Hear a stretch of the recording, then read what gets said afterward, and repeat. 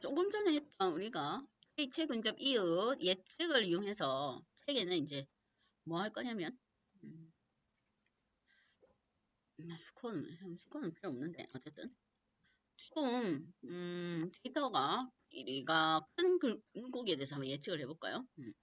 이 현재 최대값이 44cm인데 얘보다 큰 거. 근데 범위를 원래 주어진 훈련 데이터의 범위를 벗어난 걸로 한번 수치값을 쭉 보겠습니다. 어떻게 예측을 하는지. 그러면 여기 있는 것처럼 44보다 큰 거 50으로 예측을 해볼게요. 그러면 뭐 한 44일 때가 1kg니까 1kg보다 뭐 큰 것도 있으니까 뭐 하여튼 1kg보다는 크겠네요. 44, 50cm면 그죠? 약 한 44가 1000이고 뭐 40g까지는 1000이고 1100도 있긴 한데 그 다음에 40, 30 아까 30cm가 뭐 400g? 40cm하고 430cm 차이에 뭐 얼마 차이는 400g 이전에 40g, 저기 30g하고 40cm와 40cm 차이는 10cm 차이인데 무게는 막 한 500g 차이 나네요. 그러니까 길이가 커질수록 무게가 급격하게 늘어나는 지금 형태입니다. 그럼 50cm면 확 늘어날 수가 있어요. 그럼 크기는 대충 이제 우리가 예측을 했을 때 50cm니까 한 1.5kg 되겠다 이런 생각을 할 수도 있네요. 아까 왜냐면 10cm 차이에 벌써 그죠? 300g밖에 안 됐는데 뭐 1kg면 그럼 차이 나겠네요. 10cm당. 그러면 예측을 한번 해보겠습니다. 그러면 얼마나 예측하는지 범위를 벗어난 데이터를 얘가 한번 예측을 해볼게요. 범위를 벗어난 데이터 예측. 이랬을 때 조금 이제 문제가 있으니까 한번 봅시다. 돌려보면 그냥 한번 보십시오. 눈으로. 했더니 1033 1033은 33g이면 얼마 되지도 않습니다. 그렇죠? 그러니까 이 이상하다 이 말이에요. 센치는 10cm 정도 차이가 나는데 33g은 아니죠. 우리가 생각해봐도 못해도 100g 차이가 나야지. 하도 못해. 한 100g, 200g 차이 나야지. 1033 좀 아닌 것 같아요. 60cm 한번 해보겠습니다. 50cm 말고 60cm.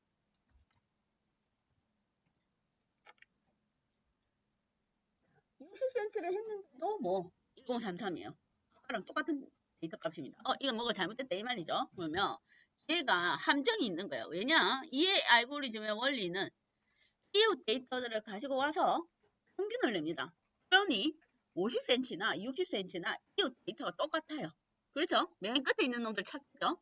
얘 그래프 안 그려봐도 책에 있는 그래프를 보면 여기 50cm에 있는 이웃 요 놈하고 60cm 이웃 요 놈이 다 똑같다 이 말이에요. 여기가 50cm고 여기가 만약에 여기는 뭐 한 100cm를 했는데 어쨌든 지금 현재 최대값이 아까 뭐 1100g, 1000g, 1kg 사이에 있었으니 얘를 평균을 내봤자 범위를 벗어난 데이터는 항상 이웃의 데이터가 똑같습니다. 그러니까 걔 평균 내봤자 같은 평균 1034, 1034 어떤 데이터를 입력하든지 간에 그러면 이 알고리즘에 문제가 있다 이 말이에요. 수치값을 벗어난 건 예측이 안 된다 이 말입니다. 왜냐하면 얘는 함정이 원리가 이게 있는 데에 있는 거에서만 평균을 내니까 범위를 벗어나면 최대 평균밖에 못 구하는 거예요. 그러면 이제 얘는 이런 경우는 우리가 사용할 수가 없겠죠. 왜냐면 엄청 여기 그런 변이가 일어나서 엄청 큰 농어도 있을 테니까 그렇죠. 그러면 예측이 불가능하다.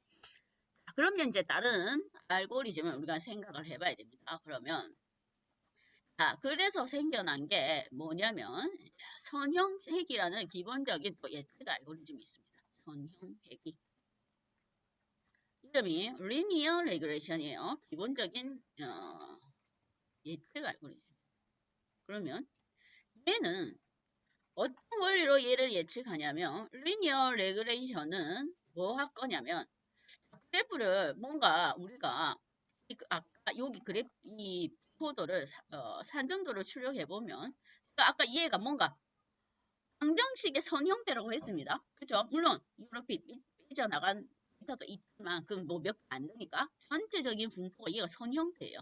그럼 우리가 봤을 때 이 선 형태의 이 뭔가 수식을 구할 수만 있다면 그죠?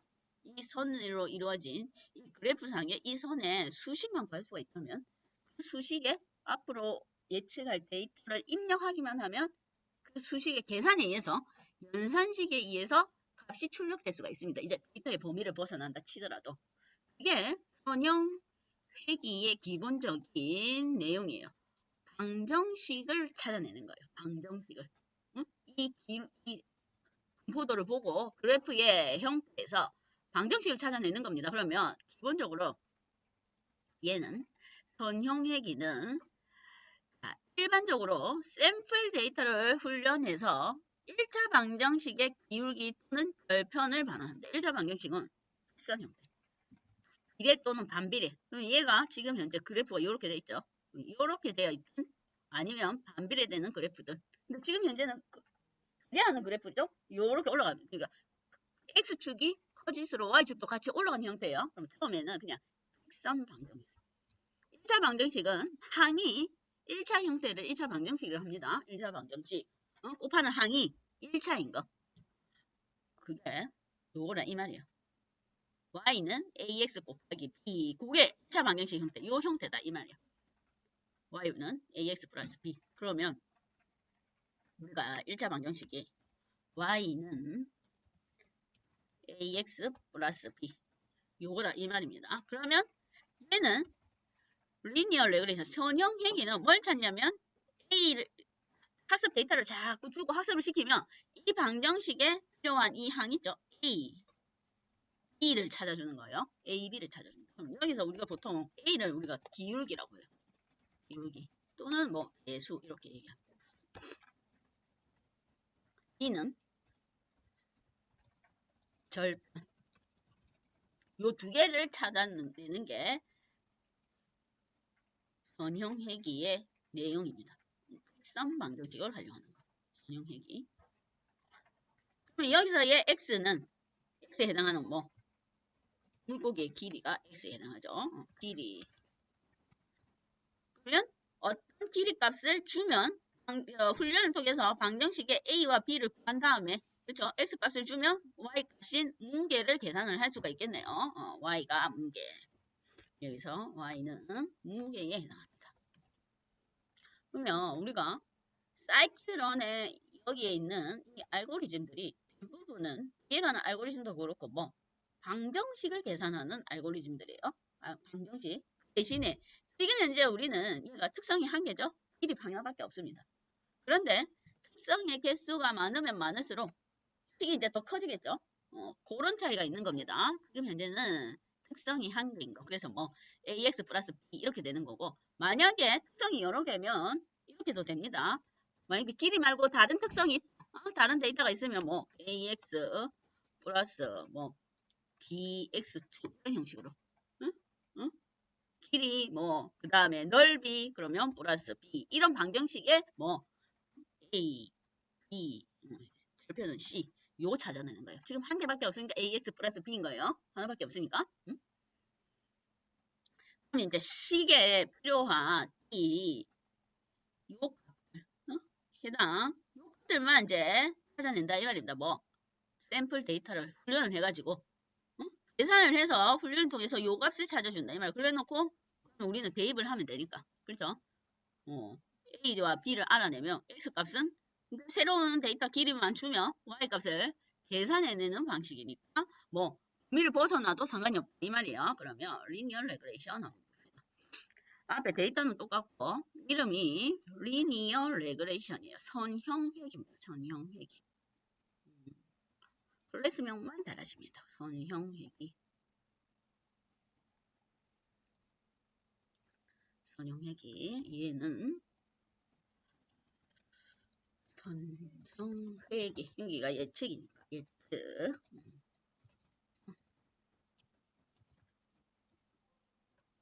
요거만 달라요.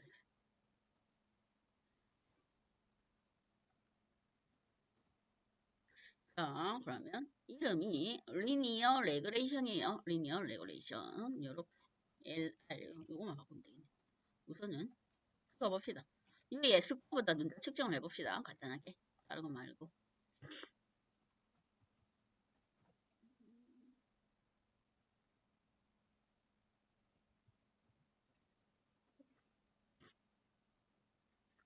자, 스코어만 측정을 해볼게요. 간단하게. 다 똑같고 뭐 클래스명만 바뀌는 거예요. 응? 앞에 데이터 유형, 우편 배열 형태는 다 동일합니다. 자, 한번 측정을 해볼까요? 한번 실행을 시켜보면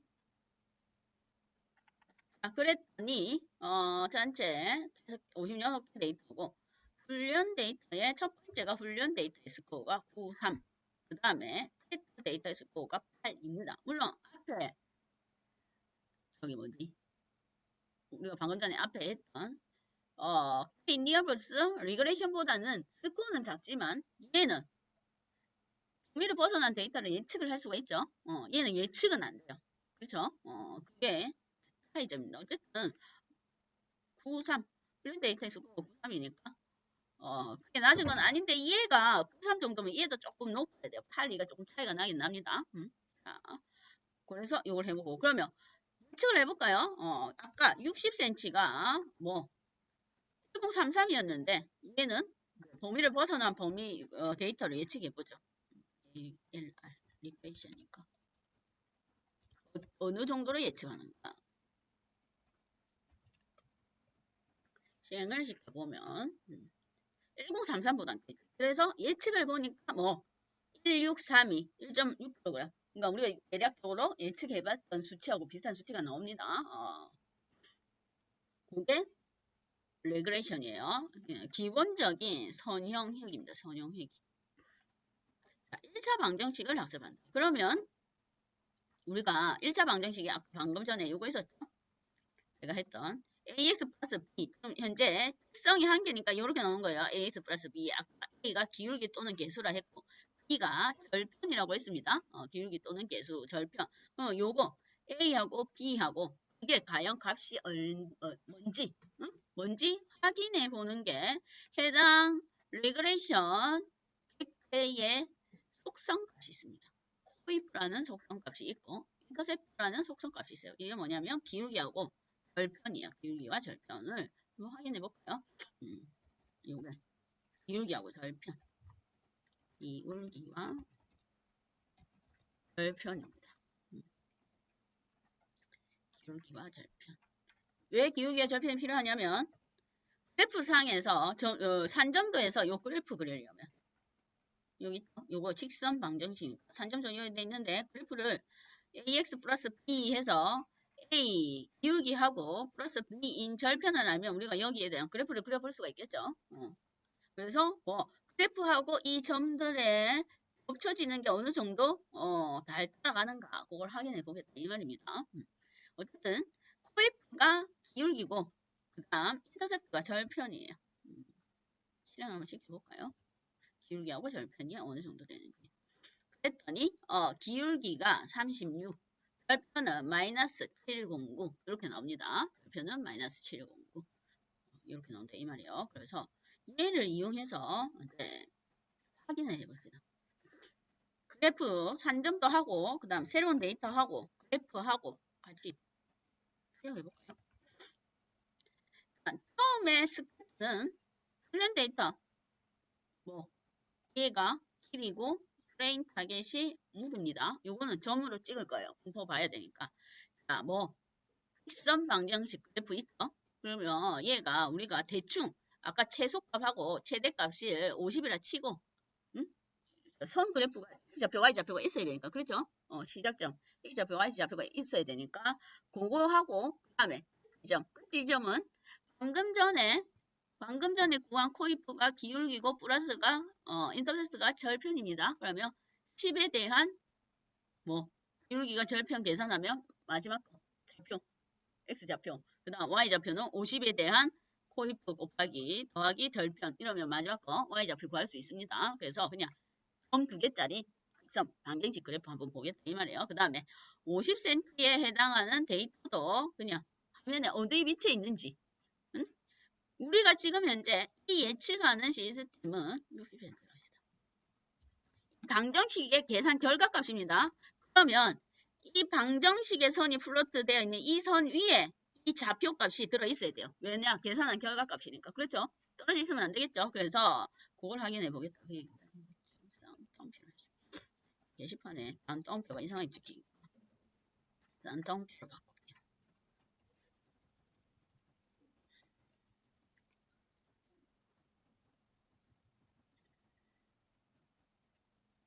이래 놓고 한번 그래프를 그려볼게요. 맞는지 그래프와 예측 결과값이 같은 선상에 있는가. 이거 뭐였지? 아, 60이니까 60으로 늘려야 되겠네.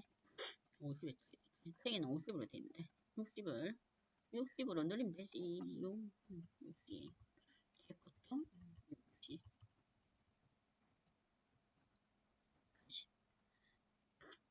자, 보면 10에서 60까지. 그래서 요거 삼각형 요게 지금 예측인 60cm 무게가 얼마인지를 예측하는 거였죠. 그러니까 당연히 방정식 이 선이 방정식 그래프입니다. 그래프를 이용해서 방정식의 식을 이용해서 계산한 결과값이니까 당연히 이 선 위에 있는 게 맞아요. 얘는 계산한 결과값입니다. 근데 계산한 결과값에 필요한 항들이 뭐 이 알고리즘을 학습한 결과로 이루어진 항이다 이 말이에요. 우리가 임의로 적어낸 게 아니고 이 알고리즘이 학습 데이터를 훈련을 해서 이 방정식이 A 값이 기울기가 뭐고 그 다음 별표인 B 값이 나오더라. 그걸 이용해서 우리가 예측을 한다 그 얘기예요. 그랬더니 60이 아까 뭐 1.6kg 그렇게 되어 있죠. 그래서 이 방정식의 선을 따라서 얘가 계산한 결과값이에요. 물론 데이터가 이 선 위에 있는 데이터들도 있지만 비슷한 얘가 요거보다 큰 것도 있고 작은 거가 이렇게 뭐 한계시키면 거의 이 선에 맞물려져 있습니다. 그렇죠? 그렇게 학습하는 게 선형획이다 이 말이에요. 선형획 얘가 기본적으로 선형회기를 바탕으로 알고리즘들이 학습을 하게 됩니다.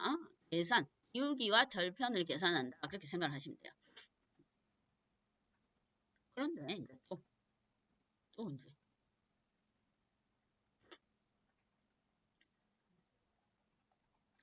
그런데 또 이제 조금 더 이제 우리가 조금 더 정확한 특성을 위해서 이제 또 한번 생각을 해봐야 될 게 있습니다. 자, 여기에 지금 현재 제가 처음에도 얘기했듯이 지금 현재 주어진 데이터는 특성 항목이 너무 작아요. 한 개밖에 없어요. 그렇죠? 한 개 가지고 값을 예측하기는 실제로는 정확한 데이터가 아니다 이 말이에요. 응? 길이 하나 주고 무게를 예측하기는 힘들다 그 얘기입니다. 변수가 너무 많으니까. 그래서 일반적으로는 특성이 한 개만 있는 거 잘 없는 거예요. 뭐 물고 예측할 거면 길이도 주고 뭐 아까 얘기했듯이 높이도 주고 넓이도 주고 그래야 정확하게 우리가 예측을 할 수가 있습니다. 근데 지금은 주어진 데이터들이 한 개밖에 없어요. 그렇죠? 그러면 주어진 데이터를 이용해서 우리가 어쨌든 되도록 정확도가 높은 예측을 해야 되는데 지금 현재 특성은 한 개예요. 그러면 임의로 특성을 늘려줄 수밖에 없습니다. 임의로 특성을 만들어야 된다 이 말이에요. 그런데 우리가 길이가 이건데 여기에 특성을 임의로 데이터를 줄 수는 없죠. 그게 실제 측정 데이터가 아니니까. 그래서 에게는 뭘 했냐면 요놈을 지금 현재 주어진 이 데이터를 가지고 얘를 조금 변환시켜서 새로운 특성을 만들겠다 이 얘기예요. 뭐 정확도를 높이기 위해서. 그래서 선택한 게 뭐냐 항을 늘립니다. 임의로 항을 그걸 다항획이래요. 지금 아까 방금 전에 한 거는 특성이 한 개입니다. 한 개인데 특성을 우리가 늘려야만 좀 더 쓰고 예측을 좀 더 정확하게 할 수가 있기 때문에 특성을 임의로 추가를 해야 되는데 우리가 갖고 있는 데이터는 한 개예요. 그러면 이 데이터를 뭔가 다른 데이터로 하나 만들면 됩니다. 그래서 책에 있는 거는 얘를 똑같은 데이터를 패턴 하나 만드는데 이거에 제곱을 한 데이터를 만든 거예요. 어쨌든 수치를 제곱한 거고 같은 방식으로 싹 다 제곱하면 똑같은 거죠. 어떤 거는 제곱하고 어떤 거는 뭐 더하고 이게 아니고 균이란 방법으로 다 제곱을 시키고 그 값도 다른 값이 아니고 지 값이니까 지가 제곱한 거 지 수치니까 이게 오류가 안 난다 그 얘기입니다. 그러니까 임의로 제곱을 한 겁니다. 임의로 없으니까 지금 수치가 데이터가 없으니까 그런 거예요. 없으면 만들어야 되는데 뭐 지금 있는 데이터를 그대로 사용을 하기 위해서 만든 게 이제 다항획이다 이 말이에요. 그래서 제곱을 하나 시켰습니다. 똑같은 걸로. 근데 뒤에 가면 어차피 데이터가 특성이 여러 개인 게 있으니까 그렇게 안 해야 돼. 없을 때를 말하는 거예요. 없을 때 뭐 속도를 조금 더 높이기 위해서 그렇다 이 말이에요. 그래서 지금 아항해서 뭐 하나의 특성을 제곱을 시켰어요. 그러면 방정식이 이제 어떻게 되냐면 아까는 ax 플러스 b 이렇게 돼 있는데 지금은 이렇게 이게 지금 어떻게 할 거냐면 우리가 지금 현재 이렇게 돼 있죠. 원래 길이 1번, 길이 1번, 그 다음 또 길이 2번 이렇게 해가지고 뭐 얘가 길이 아까 56번까지 그래서 2차 방정식의 형태입니다. 지금 형태가 이렇게 그런데 이게 너무 데이터가 항이 특성이 하나밖에 없으니까 속도가 낮으니까 얘를 이렇게 만들 거예요. 길이 1번 곱하기 길이 1 곱하기 길이 1 요거 하나랑 원래 데이터 길이 1 원래 데이터 길이 제곱한 거랑 이 원래 데이터 하나랑 요걸 짝을 지어서 다시 2차원 배열로 만들 거다 이 말이에요. 마지막은 길이 56 곱하기 길이 56 그렇죠? 또 길이 원래 데이터는 길이 56 요렇게 해서 데이터를 어차피 데이터의 구조는 2차 배열 형태니까 요렇게 그럼 이제 특성이 두 개가 생겼습니다. 그래서 제곱 한 개 하고 원래 데이터 한 개 하고 임의로 그러면 뭐가 식이 이제 이렇게 된 거죠. ax 제곱이 되죠. 그렇죠? ax 제곱 이렇게 표시할까요? ax 제곱 플러스 bx x는 뭐 길이 요거 플러스 c는 절편 이렇게 됩니다. 그러면 이제 구해야 될 a하고 b하고 c 절편 요거 세 개 구해야 되네요. 이 알고리즘이 학습을 통해서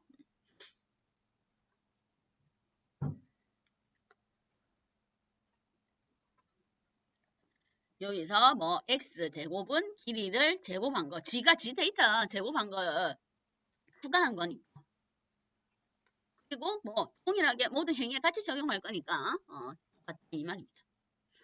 그걸 다항획이라 해요. 다항획이. 그러면 얘가 가중치가 아까 비율기가 그렇죠. 개수가 아까는 하나였는데 이제 A도 구해야 되고 B도 구해야 되고 절편은 무조건 들어가는 거고. 그래서 총 3개 값이 학습을 통해서 구해집니다. 계산하는 거는 똑같고. 그러면 그걸 이제 일단 전처리를 좀 해줘야 되겠죠. 제곱을 해야 되니까. 그래서 제곱한 내용을 보면 이렇게 해서 컬럼 언더스 때 한번 제곱을 해줘요. 리세이브 한 다음에 리세이브 한 상태에서 왜냐면 리세이브 한 상태가 2차원 배열 형태니까 그 상태에서 이제 제곱을 해주겠다 이 말입니다. 제곱 요게 제곱이죠. 뭐 컬럼 언더 스택은 저번에 편집도 했죠. 뭐 10개리 하나씩 끄집어와서 병합입니다. 그렇죠? 그렇죠? 지금 현재 뭐 제곱한 거 하고 원래 지 데이터 하고 그렇게 해서 컬럼 언더 스택 하면 요 형태로 바뀐다 이 얘기예요. 아까 제가 만들었던 요 형태로 바뀌기 위해서 지금 그러는 거예요. 원 데이터와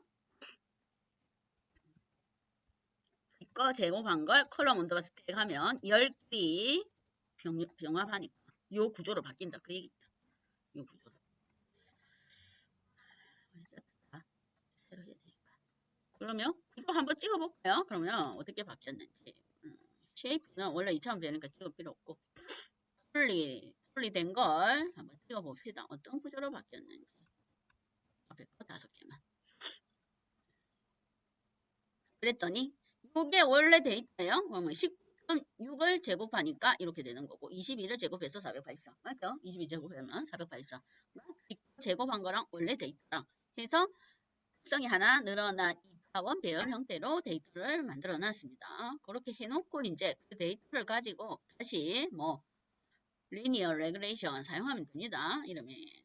그래놓고 스코어 측정을 한번 먼저 해봅시다. 항상 뭐 해놓고 표현하고 난 다음에 스코어 측정을 해보면 됩니다. 아까 그냥 1차 방정식일 때 AX 플러스 B일 때는 아까 뭐였냐면 9382였어요. 훈련 데이터와 이해가 조금 차이가 많이 나요. 그런데 2차 방정식 형태로 항을 하나 임의로 만들어서 똑같은 데이터인데 그죠? 그러니까 지금 제곱한 거니까 똑같은 데이터예요. 그런데 항을 하나 만들어서 다시 훈련을 시키고 스코어 결정 계속 한번 출력해 보겠습니다. 변화가 있는지 없는지.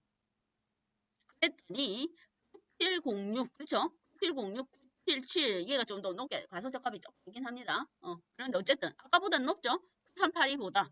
지금은 9797이니까 높습니다. 더 높아졌어요. 정확도가 더 높은 말이에요. 정확도가 예측을 조금 더 오차가 더 줄여서 예측을 한다 그 얘기입니다. 이렇게 조금 더 스코어를 높이는 방향으로 하고 있습니다. 그 다음에 그래프를 이제 확인해 보면 차이가 이제 더 많이 없다는 걸 우리가 확인해 볼 수가 있습니다. 그러면 얘도 이번에는 이제 기울기가 두 개죠. AX 플러스 B니까 그렇죠? AX 플러스 B니까 기울기가 두 개예요. 그러면 예측할 때도 데이터를 줄 때 이렇게 줘야 돼요. 아까 예측할 때는 50cm 하나만 줬지만 이제는 예측할 때도 똑같은 형태로 50하고 제곱한 거하고 같이 데이터를 전환해 줘야 됩니다. 그렇죠? 똑같은 포맷 형태로. 그 다음에 얘는 뭐 그래프를 한번 그려볼 거니까 이게다 이제 2차 방정식 형태의 그래프를 그릴 거예요. 2차 방정식. 여기까지는 예측한 거예요. 이제 1차 방정식에 예측할 때 1.6kg인가 그랬어요. 그럼 이제는 2차 방정식으로 예측할 때 어느 정도 예측하는지 한번 볼까요? 그러면 이거는 예측한 거 좀 이따 찍어 볼 거고 이제는 코이프가 두 개 나와야 된다. 그렇죠? AX 제곱 플러스 B 플러스 C니까 뭐 줄기가 A 하나, B 하나 두 개죠. 그 다음에 절편은 한 개. 인터셉트는 한 개고 코이프 기울기는 두 개입니다. 방정식 자체가 AX 제곱 플러스 BX 플러스 C니까 인터셉트는 뭐 이거 C고 그 다음에 코이프는 두 개 돼요. 두 개 넣어요. 뭐 배열 형태로 반환하겠죠. 그래서 라운드 해서 소점 자릿수를 올렸습니다. 너무 기니까. 이게 방정식 계산, 그래프 그리려니까 소점까지 나오니까. 자, 그래서 원래 거는, 원래 그래프를, 스케트가 있네. 뭐 할 거냐면, 범위를 줬습니다, 제가. 그, 넘파이 배열에, 우리가 레인지는, 원래 포문 사용할 때 레인지 범위가 있었죠? 그러면 넘파이 배열에도 레인지 함수가 있습니다. 그러면 해당 범위만큼 배열을 만들어주는 거예요. 그러면 15에 한 60까지 대충 방정식 그리기 위해서 최소값 15고 그러니까 60cm로 해서 그러면 여기에 해당하는 방정식 결과값을 계산하면 되겠죠. 그럼 계산하는 거는 코이프의 첫 번째 코이프는 A고 두 번째 코이프는 B예요. 인터셉트는 C고 그렇게 계산하든지 아니면 제가 출력을 해보니까 얘의 값이 결과값이 나와요. 저기 A가 1.01 정도 되고 B가 마이너스 21.6 정도 됩니다. 직접 계산해도 되고 아니면 여기에 이 ABC 구에서 대입을 해도 되고 뭐 아무렇게나 하면 되니까 그냥 대입을 해볼게요. 여기 어차피 라운드 해서 소점을 변환했으니까 해놓고 원래 데이터 스케쳐 원래 분포 하고 그 다음 예측할 시스템의 좌표도 한번 같이 그려보겠습니다. 이거는 이로치사는 이게 계산한 결과값이에요. 뭐 AX 제곱 플러스 BX 플러스 C 하면 50 했을 때 결과값이 한 1.74 정도 나옵니다. 50 했을 때. 그러면 그 좌표도 한번 같이 찍어보겠다 그 얘기입니다. 그래서 실행을 시켜보면 2차 방정식 형태니까 아까 2차 방정식으로 그림을 그렸을 때랑 한번 비교를 해볼까요? 이거랑 얘가 직선 형태니까 뭐 해당 안 되는 좌표들이 많이 있죠. 이 선에 해당 안 되는 아까 제가 맨 처음에 이 스캐터를 인풋으로 출력했을 때 얘가 곡선 형태의 2차 방정식 형태의 선에 가깝게 보였습니다. 그러니까 얘도 가깝긴 가까운데 꼭 범위를 벗어나는 놈들이 많다 이 말이에요. 데이터가. 그런데 우리가 2차 방정식 형태의 그래프는 그렇죠. 요거 비교해보면 여기가 훨씬 선에 맞물리는 데이터가 많아요. 얘가 훨씬 스코어가 높다 이 말이에요. 그렇겠죠? 얘가 이 방정식의 계산한 결과값이 이게 예측값이고 여기랑 요거는 아예 밑에서부터 벌써 이미 범위를 벗어난 것들이 있기 시작하는데 요거는 아까 제가 말한 이 몇 개 정도 빼고는 거의 이 2차 방정식 선 그래프에 맞물려져 있습니다. 그렇죠? 그러면 이 방정식 값으로 계산한 예측값은 좀 더 정확하다 이 얘기예요. 그러니까 항이 특성이 한 개일 때보다 여러 개일 때가 아무래도 스코어가 높다 그 얘기입니다. 그걸 한번 출력해 볼 수가 있습니다. 아까 뭘로 얘를 요걸로 했을 때도 그죠? 97, 97 이 정도 나왔으니까 세 개는 똑같은 데이터를 했을 텐데 여기는 뭘로 나왔나?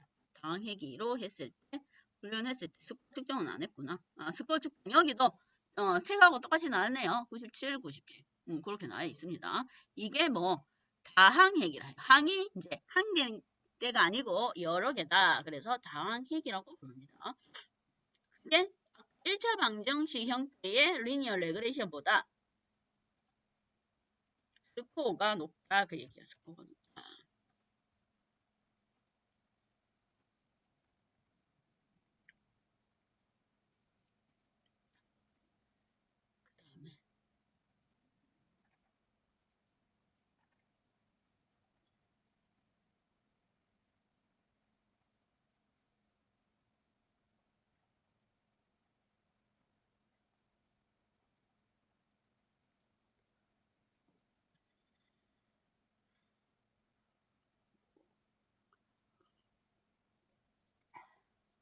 그다음에 또 이어서 내용을 보면 이제 그 다항 특성을 만드는 방법에 대해서 한번 보겠습니다. 다항 특성을 만드는 방법에 대해서.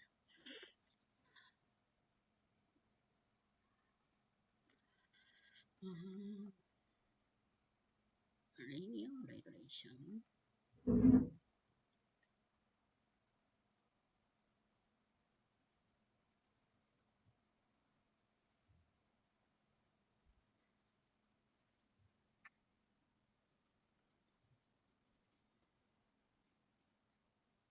자, 봅시다. 이제 조금 다른 데이터로 가볼까요?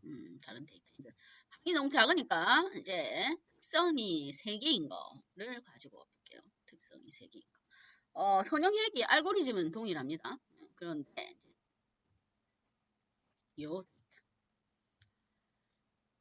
알고리즘은 동일한데 그 다음에 또 클래스가 하나 추가가 되고 알고리즘은 그대로 쓸 거예요. 클래스가 하나 더 추가가 되고 다른 형태로 가지고 와볼게요.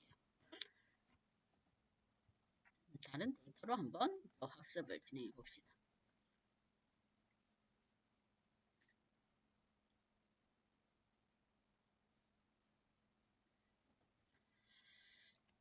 자, 이제 앞에 우리가 잠깐 했던 판다스를 이용해서 데이터를 가지고 올 거예요. 판다스 데이터.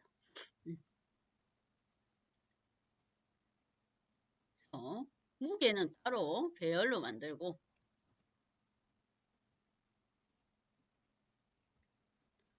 데이터 학습 데이터는 판다스 데이터로 가지고 옵니다. 이거는 뭐 저번에 봤듯이 태글 사이트의 샘플 데이터들이에요. 이번에는 퍼티라는 데이터 물고기의 데이터를 가지고 오네요. 퍼티라는 물고기. 퍼티가 우리가 했던 건가? 똑같은 데이터인가? 자, 봅시다. 데이터 구조는 해당 URL을 찍어보면 바로 알 수가 있습니다. 왜냐면 얘가 몇 개 안 되니까. 근데 만약에 데이터가 많으면 브라우저가 뻗어버릴 수도 있어요. 지금은 데이터가 얼마 안 돼요. 자, 보면 length, height, width 해서 길이, 높이, 넓이가 있네요. 아까도 퍼치였나? 그럼 농어인데 인데는 이제 특성이 3개입니다. 특성 3개. 자, 특성이 3개로 이루어진 데이터가 있고 그 다음에 거기에 따른 이제 무게는 아까 그대로예요. 그러면 판다스는 데이터 프레임 형태인 2차 배열 형태예요. 이 자체가 그렇죠. 2차 배열 형태, 2차 배열 형태 그렇죠. 각 행마다 뭐 항목인 length, height, width가 있으니까. 그러면 얘가 전체 데이터를 구조를 보면 56개의 데이터고 각각 특성은 3개다 이 얘기예요. 그걸 판다스 데이터를 읽어온 다음에 뭐 numPy를 이용해서 numPy 배열을 전환을 해버립니다. 전체 모든 특성을 다. 헤드는 앞에 거 5개죠. 헤드는 앞에 거 5개. 그거 외에 우리가 있었죠. 스크라이브는 통계, 그다음 뭐 인포는 넣을 값 있는지 없는지 확인하는 거. 그거는 나중에 다시 찍어보세요. 자, 헤드로 전체 데이터 구조, 전체 데이터의 형태, 뭐 우리가 아까 확인해봤으니까 PD 어디가 너무 판다스를 안 했구나.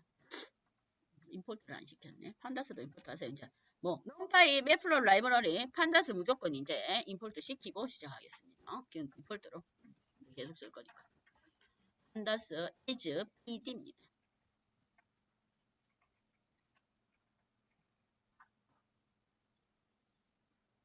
다시 한번 앞에 상위 5개 출력해보면 그거 읽어오는데 시간이 걸리네.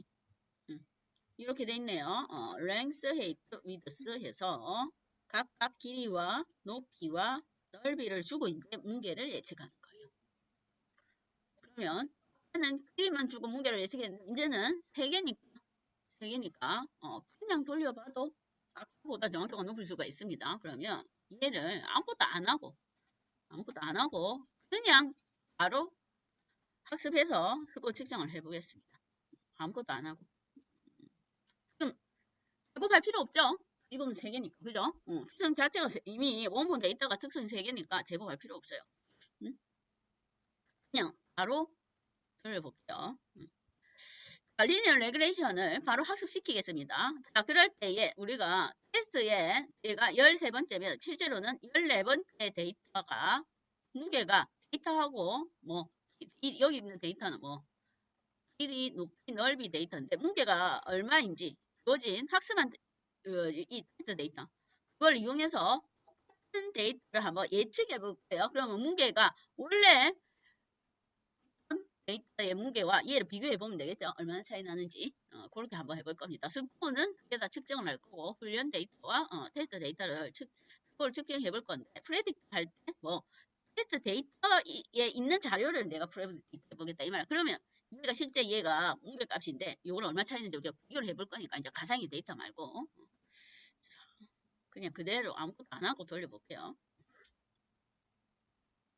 자, 그랬더니 9587이면 아까 우리가 특성이 랭스 1개일 보다는 1개일 때가 382였어요. 그렇죠? 그러면 랭스 길이 하나 주고 이거 계산한 거예요. 계산 안 하는 거. 방정식 아닐 때에 방정식 맞다. 방정식 잠깐만 이거 얘가 9382였습니다. 그래서 9382 1차 방정식 형태로 방특성 안 만들었을 때 보고 얘기해. 직선 방정식 9382인데 지금은 비슷한 형태인데 지금은 특성이 3개죠. 그러니까 9587 해서 스코어가 조금 더 높죠. 항이 많다 보니 조금 더 예측을 오차를 줄여서 예측을 할 수 있다. 이 얘기예요. 아까는 길이 한 개였고 지금은 길이 높이 넓이가 주어졌으니까. 자, 그래 놓고 원래 얘가 보니까 길이가 테스트 데이터 200 여기 13번째 거는 길이가 27cm고 높이가 8.32에 넓이가 5.14가 원래는 300g이었어요. 그런데 이 방정식을 이용해서 계산을 해보니까 421g, 한 120g 정도 차이가 나네요. 원래 데이터는 그거였는데 얘가 그렇다고 스코어가 팍 떨어진다 이렇게는 할 수 없습니다. 지금 현재는 이걸 그냥 주고 했어요. 그런데 아까 항목이 특성을 우리가 임의로 더 만들었을 때가 스코어가 높다고 했죠. 근데 지금은 특성이 3개인데 특성을 또 늘릴 수도 있어요. 그럼 아까는 제곱을 했는데 그렇죠? 한 데이터를 가지고 1개밖에 없을 때는 이가 제곱한 걸 이렇게 붙여가지고 2차원 배열을 만들어서 했는데 지금은 이제 그렇게 안 하고 다른 방식으로 특성을 늘릴 수가 있습니다. 그게 사이클런의 폴리노미얼 피처스라는 클래스가 있어요. 그 메서드를 이용해서 현재 가지고 있는 특성을 얘도 똑같아요. 그냥 제곱하거나 곱하거나 이런 수준입니다. 복잡한 게 아니고 그런 연산을 통해서 특성을 늘리겠다 그 얘기예요. 이제 우리가 직접 안 하고 요거 메서드를 활용해서 메서드에 이제 인수값을 넣어주면 됩니다. 그러면 지가 계산해서 특성을 여러 개 만든다 이 말이에요. 근데 어쨌든 형태는 똑같아요. 원래 갖고 있는 데이터를 가지고 특성을 여러 개 만드는 거예요. 다른 특성을 넣으면 안 되죠. 이미 데이터를 넣는 게 아니고 이 데이터, 이 값을 가지고 그걸 곱하든지 제곱하든지 다 하든지 이러겠다 그 얘기입니다. 그러면 폴리노미얼 피처스 클래스의 이 방식을 보면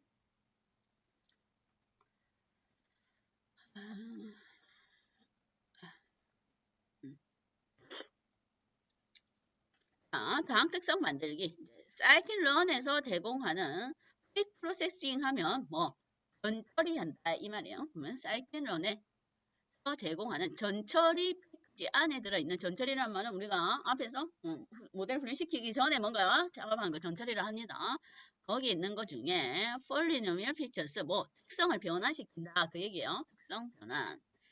기본적인 폴리노미얼 피처스 클래스의 인수값은 디그리는 2입니다. 2라는 말은 현재 주어진 값을 이용해서 연산식을 2번 사용한다 이 말이에요. 그럼 그 연산식이 어떻게 되냐면 기본값인 자신을 제곱하고 뒤에 있는 요소들을 곱한다 그 얘기입니다. 2가지 방식으로 특성을 늘리겠다 이 말이에요. 그러면 만약에 우리가 배열에 2, 3, 4 이렇게 3개의 요소가 있습니다. 그러면 폴리노미얼 피처스 디그리 2 방식 이건 디폴트가 2예요. 그러면 이렇게 하는 거예요. 자, 2가 처음에는 자신을 제곱하죠. 그러면 4. 그죠? 2는 4. 그 다음에는 뒤에 있는 거하고 지하고 곱합니다. 그렇죠? 그럼 2, 3은 6.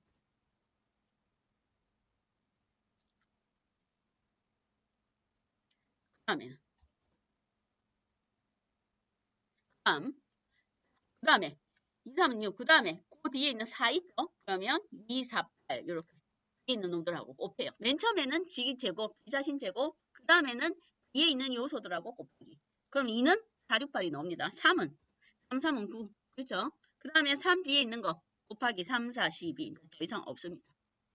응? 4는 4, 4, 16. 그 다음에 1은 기본. 이렇게 만들어요. 그게 방 특성 만드는 방식이에요. 디그리가 1대. 이게 맞나? 요소가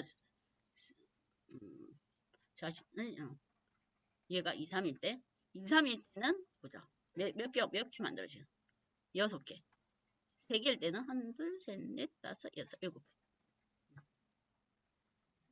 이런 기본값.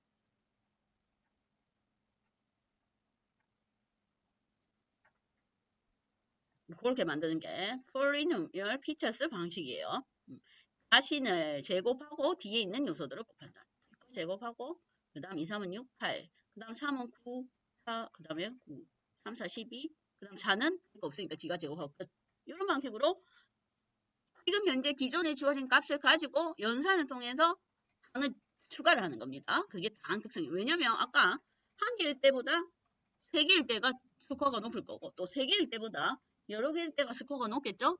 그래서 지금 특성을 늘리는 거예요. 스코어를 높이기 위해서 하는 방식입니다. 지금 현재 데이터가 뭐냐면 테스트 스코어가 아직 87 정도밖에 안 되니까 조금 더 높일 수 있는 방법이 있는가 생각을 해보는 거예요. 그렇게 하는 게 폴리노미얼 피처스의 방식이에요. 특성을 늘리는 방식. 그러면 48분인가? 이거는 조금 이따가 쉬고 봅시다.